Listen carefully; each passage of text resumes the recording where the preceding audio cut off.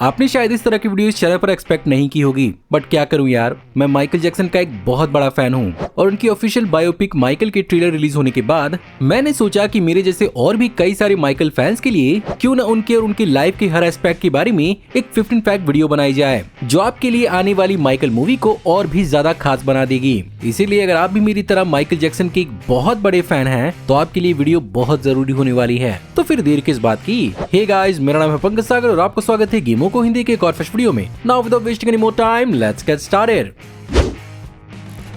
Michael Jackson का जन्म अगस्त 29, 1958 में अमेरिका के इंडियाना में हुआ था, जहां पर उनके पिता का नाम जो जैक्सन और उनकी मां का नाम कैथरीन जैक्सन था। उनके पिता एक लो लेवल वर्किंग क्लास से बिलोंग करते थे, जहां पर वो यूएस स्टील के अंदर क्रेन ऑपरेटर का काम करते थे। ऑफ कोर्स गरीबी में होने के कारण उनके पिता का सपना हमेशा से अमीर होना था, बट अनफॉर्चुनेटली वो खुद इसके लिए कुछ करना नहीं चाहते थे और अपने बच्चों के अंदर सिंगिंग के टैलेंट को देखते हुए उन्होंने अपने बच्चों को सपोर्ट करना शुरू किया, एंड आई मीन कुछ ज्यादा ही सपोर्ट करना शुरू किया इन एन एग्रेसिव वे, जिसके कारण बच्चे उनसे बहुत डरा करते थे और अपनी जान बचाने के लिए अपने पिता के हिसाब से चला करते थे। खैर, माइकल इन सारे 10 भाई बहनों में 8वें नंबर के बच्चे थे।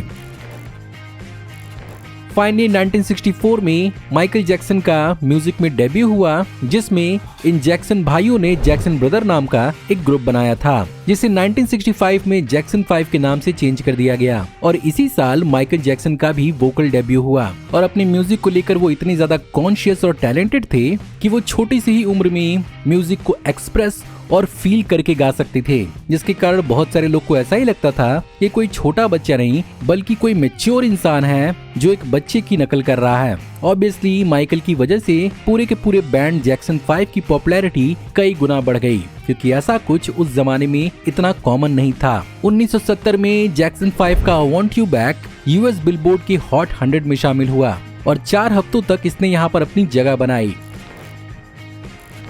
खैर, स्टेज पर तो माइकल जैक्सन और उनके भाइयों की बहुत ज्यादा पॉपुलैरिटी बढ़ती जा रही थी, लेकिन यही चीज उनके लिए और उनके पर्सनल लाइफ के लिए एक बहुत बड़ा श्राप बन रही थी, जहां पर फ्री टाइम में उनके पिता बहुत ही ज्यादा टॉर्चरस तरीके से उनसे प्रैक्टिस करवाते थे और एक भी गलती वो बर्दाश्त नहीं किया करते थे, जहां पर वो उन्हें फिजिकली असॉल्ट भी करते थे किसी भी प्रकार की गलतियों को दोहराने की वजह से, जिसके कारण माइकल जैक्सन के अंदर स्पेशली अपने पिता के लिए बहुत ज्यादा डर बैठ गया था। और ये भी कहा जाता है कि अपने पिता को देखते ही वो डर के मारे उल्टी भी कर देते थे। और इसी कांस्टेंट परफॉर्मेंस, रिहर्सल और टूर्स के चक्कर में माइकल जैक्सन को कभी एक आम बचपन नहीं मिला जिसमें वो दोस्त बना पाए और दूसरे बच्चों के साथ खेल पाए, और वो हमेशा विश करते थे कि वो आम बच्चों की तरह काश जी पाते।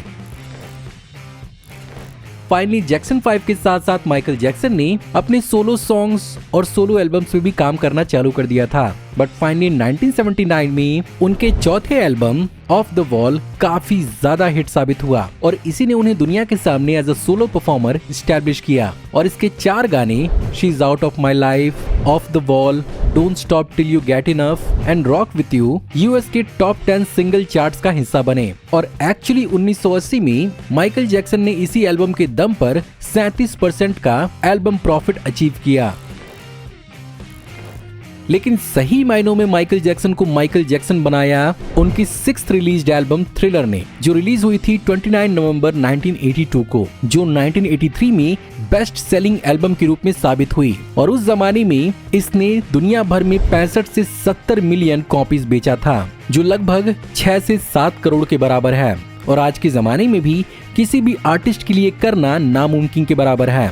और आमतौर पर आज भी आर्टिस्ट ज्यादा से ज्यादा 1 से 2 मिलियन कॉपीज यानी 10 लाख से 20 लाख कॉपीज ही बेच पाते हैं। इस एल्बम के गाने इतने ज्यादा हिट थे कि बिलबोर्ड 200 चार्ट में इसके गाने 37 हफ्तों तक टिके थे। वहीं पर यूएस के टॉप 10 में इसके गाने 80 हफ्तों तक टिके थे, जहां पर बीट इट और बिली जीन बिलबोर्ड हॉट 100 के टॉप 10 सिंगल्स में बहुत लंबे समय तक बने थे। सिंपल भाषा में आप यही समझ लीजिए कि इस एल्बम के रिकॉर्ड्स को आज तक कोई भी आर्टिस्ट बीट नहीं कर पाया है।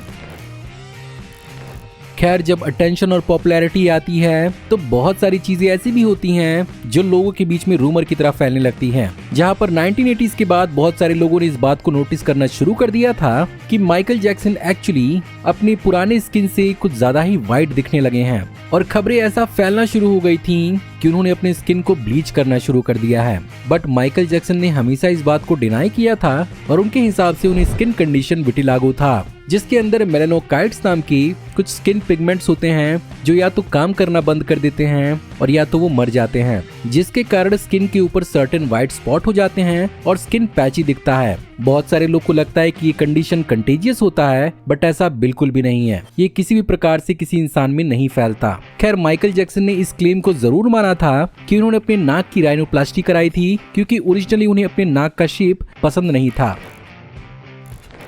खैर, इसके अलावा भी माइकल जैक्सन की डे टू डे लाइफ की बहुत सारी ऐसी चीजें थीं जो उस जमाने में खबरें बन जाया करती थीं, जैसा कि उनके पेट चिंपैंजी बबल्स को अडॉप्ट करना, जहां पर बहुत सारे टैबलॉइड्स ने लिखना चालू कर दिया कि माइकल जैक्सन खुद को एज अ डिज्नी कैरेक्टर दिखाना चाहते हैं। इसके अलावा उनकी एक हाइपरबॉलिक ऑक्सीजन चेंबर वाली इमेज भी पॉपुलर होने लगी, जिसके अंदर बहुत सारे लोगों ने क्लेम किया कि वो अपनी एज को स्लो करने के लिए इसका इस्तेमाल करते हैं। साथ ही साथ कुछ लोगों ने ये भी दावा करना शुरू कर दिया कि Michael Jackson actually female hormones लेते हैं ताकि उनके फेशियल हेयर अपीयर ना हो। खैर, ये सारी की सारी चीजें रूमर भले ही थीं, बट इसकी वजह से माइकल जैक्सन की एक बहुत ही एक्सेंट्रिक पर्सनैलिटी लोगों के बीच में डेवलप होना शुरू हो गई।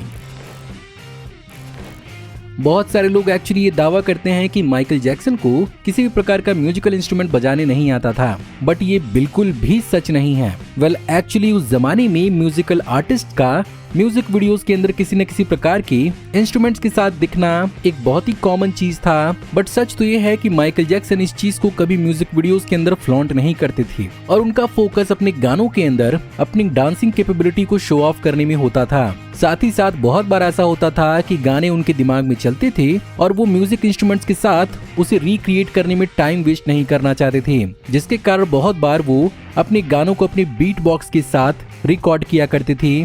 उसके बाद वो उसके म्यूजिक पर काम करते थे।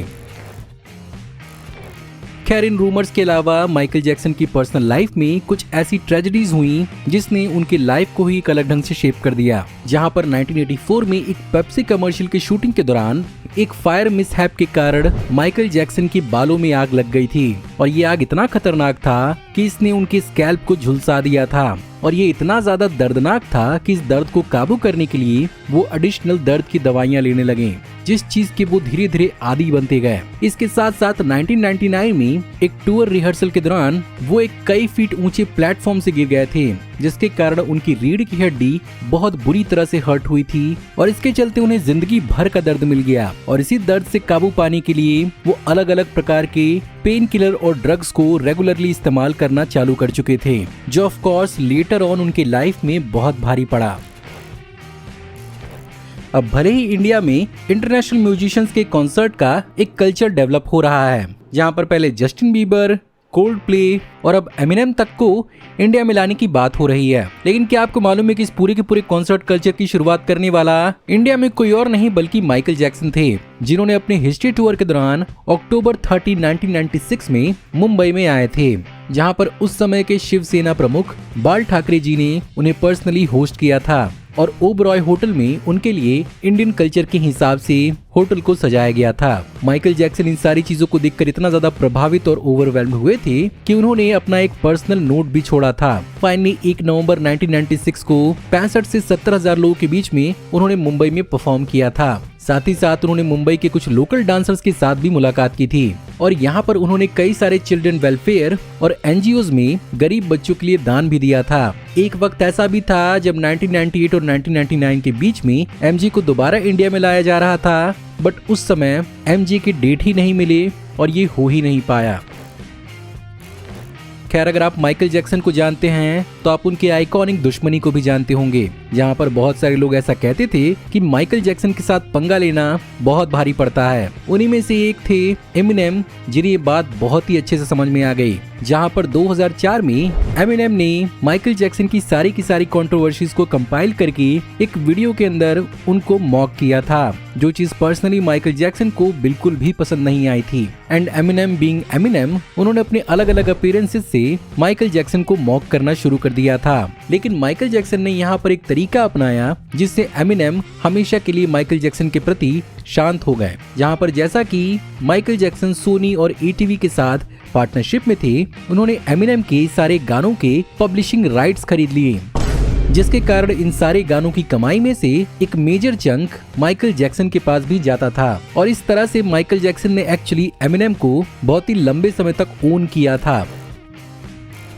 खैर, माइकल जैक्सन ने थ्रू आउट अपने लाइफ टाइम में बहुत सारे हिट दिए थे, लेकिन बहुत सारे लोग ऐसा दावा करते हैं कि उनमें से कई हिट्स एक्चुअली प्लेजराइज्ड यानी किसी और की कॉपी थे, जिसमें शुरुआत 1972 से हुई उनके गाने वाना बी स्टार्टिंग समथिंग से, जहां पर कैमरून म्यूजिशियन मानू डिबंगो ने इस बात का दावा किया कि उनके 1972 के गाने सोल मकोसा से इस गाने को माइकल जैक्सन ने प्लेजराइज किया है, जिसमें कैमरून के दलुआ लैंग्वेज में उन्होंने ममा को ममासा गाया था और इसी को आगे पीछे करके माइकल जैक्सन ने अपने गाने में यूज किया था। इसके अलावा बिली जीन का जो इनिशियल बीट हमें सुनने को मिलता है वो डेरिल हॉल और जॉन वुड्स के गाने I can't go for that से काफी सिमिलर है।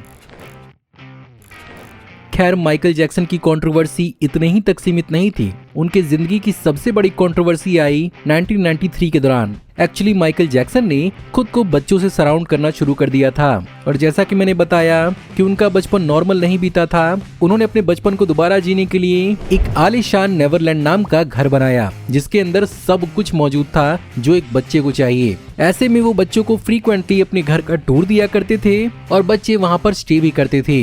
लेकिन 1993 के दौरान बच्चों से जुड़े हुए उन पर काफी संगीन आरोप लगने लगे।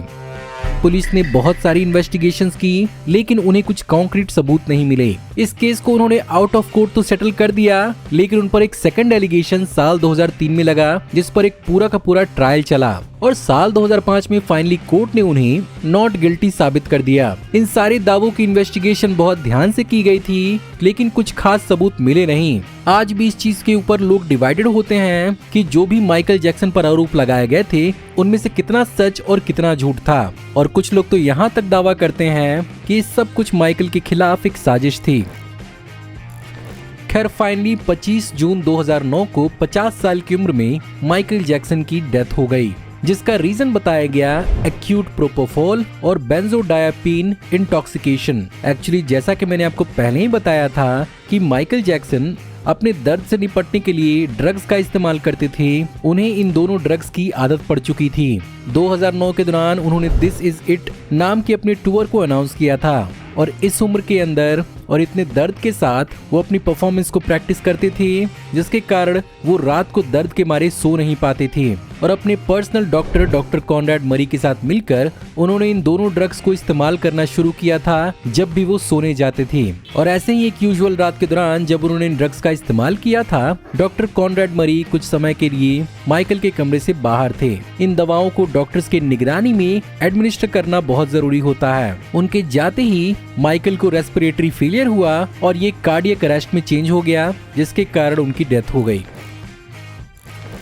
फाइनली माइकल के इस दुनिया से जाने के बाद एक बहुत बड़ा शॉक पूरे के पूरे दुनिया को मिला। This is it Michael Jackson का एक कमबैक टूर होने वाला था, लेकिन ये उनका लास्ट एल्बम बन गया। हैरानी की बात तो ये है कि उनके मरने के बाद ये पता चला कि माइकल जैक्सन एक्चुअली $500 मिलियन के कर्जे में थे, लेकिन एक्चुअली उनके डेथ के बाद उनका पर्सनल ई स्टेट और रेवेन्यू लगभग 2 बिलियन तक बढ़ गया, जिसमें उनके डेथ के बाद कई सारी डॉक्यूमेंट्रीज और कई सारे गाने और एल्बम्स को री रिलीज किया गया, जिसके चलते एक बहुत ही मैसिव सेल देखने को मिला और उसका शेयर और रॉयल्टी माइकल जैक्सन के परिवार को मिला, जहां पर उनकी प्रॉपर्टी में से उनकी मां को 40%, उनके 3 बच्चों को 40% और बाकी 20% चैरिटीज में दिया गया। और वो दुनिया के सबसे पहले आर्टिस्ट हैं जो मरने के बाद भी सबसे ज्यादा कमा रहा है। सबसे आयरॉनिक बात तो ये है कि 2009 से पहले पर्सनली मुझे माइकल जैक्सन के बारे में कुछ भी ज्यादा मालूम नहीं था, मैंने बस नाम ही सुना था। लेकिन उनके मरने के बाद मैंने उनके म्यूजिक को